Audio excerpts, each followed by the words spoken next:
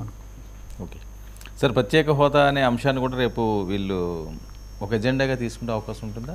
రేపు కాదండి, ఈ విషయంలో రాష్ట్రపతి పాలన కంటే దాన్ని ఎవరు బలపరచారు. రాష్ట్రానికి ప్రత్యేక హోదా అడుగుతామంటే ఎవరు కాదంటారు. నిన్న బీఎస్సీ వాళ్ళు ఈ బీఎస్సీకి రాలేదు కానీ పార్లమెంట్ అఖిలపక్ష సమావేశంలో పాల్గొన్నారు. అది ఒక విధంగా అనధికార సమావేశం లాంటిది. ప్రతిసారి పార్లమెంటుకు ముందు అన్ని పార్టీల నాయకులను పిలిచి ఎవరెవరు ఇది ఏంటి అని వచ్చినప్పుడు చాలా ఆశ్చర్యకరంగా వైసీపీ వాళ్ళేమో ప్రత్యేక హోదా గట్టిగా అడిగారు. ప్రతిపక్షంలో ఉన్నప్పుడు అడుగుతుంటారు ఎవరైనా, అధికార పక్షంలో ఉన్నప్పటికంటే. కాకపోతే వీళ్ళు రాజ్యసభలో అప్పుడప్పుడు అడుగుతున్నారు, అంతకుముందు కూడా అడిగి ఉన్నారు. కానీ జేడీయూ అడిగింది బీహార్ కోసం స్పష్టంగా. ఇప్పుడు కాంగ్రెస్ నాయకుడు ఆయన జైరాం రమేష్ దీన్ని సభ జరుగుతుండగానే ఆయన లైవ్ టెలికాస్ట్ పెట్టి ట్వీట్స్ పెట్టి లైవ్ టెలికాస్ట్ అంటున్నారు దాన్నే, ట్వీట్స్ పెట్టి వాళ్ళు అడిగారు, వీళ్ళు ఒప్పుకోలేదు. తెలుగుదేశం అడగకపోవడం చాలా ఆశ్చర్యంగా ఉంది అని ఆయన కామెంట్ చేశారు. ఇది చాలా నిజంగా తెలుగుదేశం లాంఛనంగానే అడగాలి కదా, ఎందుకు అడగలేదు మనకు తెలియదు. ఐ థింక్ సిపిఎం సభ్యులు కూడా ఈ రాష్ట్రాలకు హోదాను అదనపు సహాయం ఇట్లాంటివి చేయాలని వాళ్ళు కూడా అక్కడ ఒక మాట అన్నారు. సో సహాయం అడగడానికి ఏముందండి, ఇస్తే ఇస్తారు లేకపోలేదు. మరి ఎందుకు ఇక్కడ స్కోర్ కొంచెం వదులుకుంటున్నారో. ఇప్పుడు మనం ఈ మాట అనగానే వాళ్ళు అడిగారా, వాళ్ళని ఎందుకు లేదంటారు. వాళ్ళది వాళ్ళు చూసుకుంటారు, వాళ్ళని అంటే మనం అంటాం. కానీ అధికార పక్షం జేడీయూ కూడా మిత్రపక్షమే కదా, జేడీయూ కూడా అధికారంలో ఉంది కదా. మరి జేడీయూ అడుగుతున్నప్పుడు టీడీపీ ఎందుకు అడగలేదు? అడుగుతామని నిన్న అఖిలపక్షంలో అడిగినా అదేం పార్లమెంట్ కాదు. కానీ మా ఆలోచన ఇలా ఉందని. కాబట్టి ఖచ్చితంగా చెప్పేది నాకు అర్థమయ్యేది ఏంటంటే, ఇప్పుడు కూటమికి సంబంధించినంత వరకు ప్రత్యేక హోదా అనే దాని మీద వాళ్ళు ఏదో ఏమంటారు, అది దానికి లాక్డ్ వన్స్ ఫర్ ఆల్ ముగిసిన అధ్యాయం అనే దాన్ని ఆ వాదనను వీళ్ళు ఒప్పుకున్నట్టుగా ఉన్నారు. కాదు సార్, ఇప్పుడు ఒప్పుకోవడం ఏంటి? 2014లోనే అసలు ప్రత్యేక హోదా అనే అంశం కంటేనే ప్రత్యేక ప్యాకేజే మనకి లబ్ధి కూరుతుందని తీసుకున్న వ్యక్తి అదే సీఎం. మళ్ళీ ఇప్పుడు అది జరిగింది. ప్రత్యేక హోదా ఏమి సంజీవిని కాదు అని ఆయన అన్నారు. ప్రత్యేక ప్యాకేజీ కూడా ఆచరణలో ఏమీ అమలు జరగలేదు. ఇవన్నీ నిజమే. కానీ ఇప్పుడు మళ్ళీ బ్రహ్మాండమైన మెజారిటీతో వచ్చినప్పుడు వీళ్ళు రాకముందే దీని మీద మళ్ళీ మేము ఎప్పుడు ఈ విషయం అడగము అని దాని మీద ముందే ఒక లాక్ వేసుకొని మరీ పొత్తు కుదిరినట్టుగా ఉంది. అందుకనే ఆ మాటే రావట్లేదు అడగటానికి కూడా. కనీసం వైసీపీ మీద కొంచెం కనపడడానికైనా అడగాలి కదా. అది మటుకు తప్పకుండా ఒక కొరతగానే ఉంది. పోనీ విశాఖ ఉక్కు కూడా అక్కడేం రాలేదు.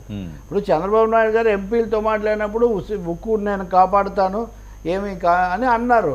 కానీ ప్రైవేటీకరణ కానివ్వను, కాపాడడం వేరు, ప్రైవేటీకరణ కానివ్వకపోవడం వేరు కదా. అది కూడా అక్కడ రాలేదు. వాళ్ళు ప్రధానంగా తీసుకున్న అంశాల్లో కూడా అది లేదు. కాబట్టి కేంద్రాన్ని గట్టిగా అడిగే అంశాల్లో మటుకు కొంచెం కొన్ని పరిమితులు పెట్టుకున్నట్టుగా ఉన్నారు. పొత్తు కుదుర్చుకున్నప్పుడు బహుశా ఇవి కుదిరి ఉండాలి. ఏదో పదం వాడతారు కదా, అల్టిమేటమో లేకపోతే ఏదో ఇట్లాంటిదని. ప్రత్యేక హోదా అలాగా ఇంకా అది అయిపోయింది. ఇంకా దాన్ని అదే బీజేపీ వాళ్ళు అంటుండేవాళ్ళు. కానీ వీళ్ళు అడుగుతారు, వాళ్ళు అడుగుతారు, అవిశ్వాస తీర్మానాలు నోటీసులు ఇస్తారు. ఈ ప్రహసనాలన్నీ మనం చూసాం కదా. ఇప్పుడు పలకడానికి ఏమైంది, కనీసం అడగడానికి ఏమైంది, ఉచ్చరించడానికి అదే జరగడం లేదు ఇక్కడ. ఇప్పుడు వీళ్ళు అడగడం లేదు, వాళ్ళేమో చాలా గట్టిగా అడుగుతారు. రాజ్యసభలో కొంచెం మంది సభ్యులు కూడా ఉన్నారు. ఇక్కడ ఇంకో సమస్య కూడా నేను మీకు రిలేటెడ్గా నేను బీజేడీ గురించి చెప్తా. తెలుగుదేశం పొత్తు అన్నది ఒకటైతే బీజేడీ వైసీపీ అనధికార మిత్రులు బీజేపీకి. బిజు జనతాదళ్ అంటే నవీన్ పట్నాయక్ పార్టీ కూడా మళ్ళీ రాయబారం పంపించింది బీజేపీకి. మేము మిమ్మల్ని బలపరుస్తాము, రేపు రాష్ట్రపతి ఉపరాష్ట్రపతి ఎన్నికల్లో కూడా బలపరుస్తాము అంటూ ఒక్క షరతు పెట్టారు. ఆ షరతు ఏమంటే రాజకీయాలు విచిత్రంగా ఉంటాయి. ఆ పాండ్యన్ అనేవాడు వారసుడు అని ఆ పాండ్యన్ కోసమే అసలు బెడిసి కొట్టినని కదా. ఇప్పుడు ఆ పాండ్యన్ అనేవాడు బీజేపీతో బేరసారాలు జరుపుతున్నాడంట. సో ఇప్పుడు నవీన్ పట్నాయక్ షరత్ ఏమంటే పాండ్యన్ను మీరు ఎంటర్టైన్ చేయకూడదు. ఓకే, పాండ్యన్ అనేవాడు బీజేడీని రెండుగా చేసి కొంతమందిని తీసుకెళ్ళి బీజేపీలో కలుపుతాడు అనేది ఒక పెద్ద కథ నడుస్తుంది ఇప్పుడు. సో మీరు పాండ్యన్ను దూరంగా పెట్టేటైతే, పాండ్యన్ను చేరనీయకపోతే నేను మీకు మద్దతు ఇస్తానని నవీన్ పట్నాయక్ ప్రతిపాదన పంపించాడు అనేది ఇప్పుడు ఢిల్లీ వర్గాల్లో. ఇది పబ్లిక్గా వచ్చిందా? ఈరోజు లేదు, ఈరోజు వచ్చింది. ఓపెన్ అయిపోయింది. ఇది ఓపెన్ అయింది. మీరు వైసీపీ కోణంలో చూస్తే కూడా ఒక 4 ఎంపీలు హాజరు కాలేదు జగన్ పెట్టిన సమావేశానికి, రాజ్యసభ సభ్యులు 4 హాజరు కాలేదు. ఈ 4 బీజేపీ వైపు చూస్తున్నారని కూడా ఒక కథ. సో ఈ ప్రాంతీయ పార్టీలకు ముఖ్యంగా వీళ్ళు ఓడిపోయారు కాబట్టి వీళ్ళకి ఎసరు పెట్టే ఒక ఆలోచన కూడా ఎంతో కొంత బీజేపీ చేస్తున్నట్టు కనిపిస్తుంది. కొన్ని సందేహాలు దాని మీద కూడా నడుస్తున్నాయి. సో ఇలాంటప్పుడు రాష్ట్రాన్ని గురించిన ఈ అంశాల్లో కూడా మరి తెలుగుదేశం ఒక గట్టి వైఖరి, కనీసం మాట వరుసకు కూడా అనకపోవడం అన్నది కొంచెం ఢిల్లీ వర్గాలు పై కాంగ్రెస్ కూడా విమర్శించింది ఈ అంశాన్ని. జైరాం రమేష్ విమర్శించాడు.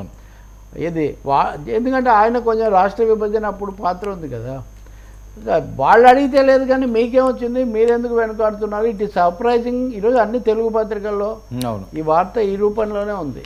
కాబట్టి ఇక్కడ తెలుగుదేశం పార్టీ ఎందుకు ఈల్డింగ్ గ్రౌండ్ టు వైసీపీకి ఎందుకు అక్కడ అవకాశం వాళ్ళకి ఇచ్చి తను వెనక్కు తగ్గుతుందన్నది మటుకు కొంచెం ఆశ్చర్యం కలుగుతుంది.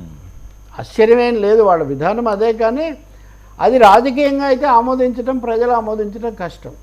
మా కోసం అడగాలి కదా మీరు కనీసం అని. సో అయితే అసెంబ్లీకి ఇంక వీళ్ళు రాకపోవచ్చు కదా సార్ ఈ 2 రోజులకి ఢిల్లీ అంటే ఇంకా తర్వాత సెషన్స్కి